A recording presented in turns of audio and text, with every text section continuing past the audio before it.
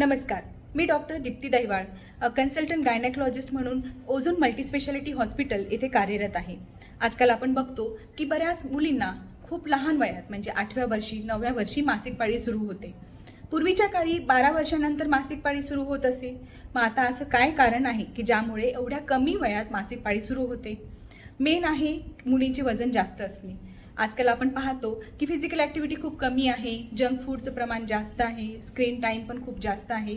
त्यामुळे मुलींना खूप कमी वयातच त्यांचं वजन खूप वाढलेलं असतं आणि त्यामुळे हार्मोनल बदल स्टार्ट होतात आणि मासिक पाळी लवकर सुरू होते.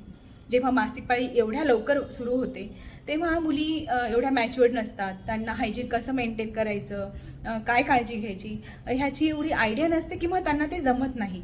सेकंड म्हणजे की त्यांची हाईट पण एक थोडी कमी प्रमाणात म्हणजे एक स्टंटेड हाईट होते. बरेच पॅरेंट्स येतात की ते खूप अँक्शियस असतात, मॅडम मुलीला एवढ्या लवकर पाळी सुरू झाली आहे, काहीतरी मेडिकेशन्स द्या, आपण ही पाळी बंद करू किंवा आपण 3-4 वर्ष पोस्टपोन करू.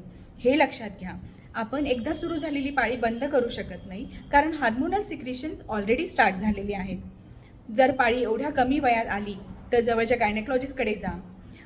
काही इन्व्हेस्टिगेशन त्यांनी सांगितले असेल तर ते करून घ्या.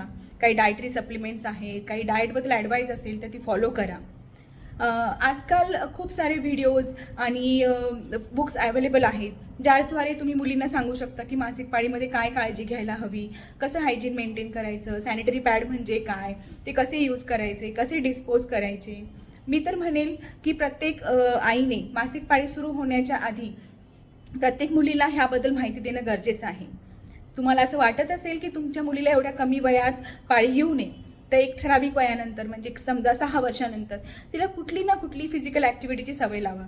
डान्सिंग असो, स्विमिंग, सायकलिंग, बॅडमिंटन, काहीही असू द्या, तिला एक फिजिकल ॲक्टिव्हिटीची सवय असणं खूप गरजेचं आहे. जंक फूडचं प्रमाण कमी करा, स्क्रीन टाईम लिमिटेड ठेवा आणि ह्या मासिक पाळीमध्ये ॲज अ पालक, ॲज अ आई न बनता तुम्ही तिची बेस्ट फ्रेंड बना. तिला ह्याबद्दल सगळी माहिती द्या आणि तिला ह्यामध्ये हेल्प करा. धन्यवाद.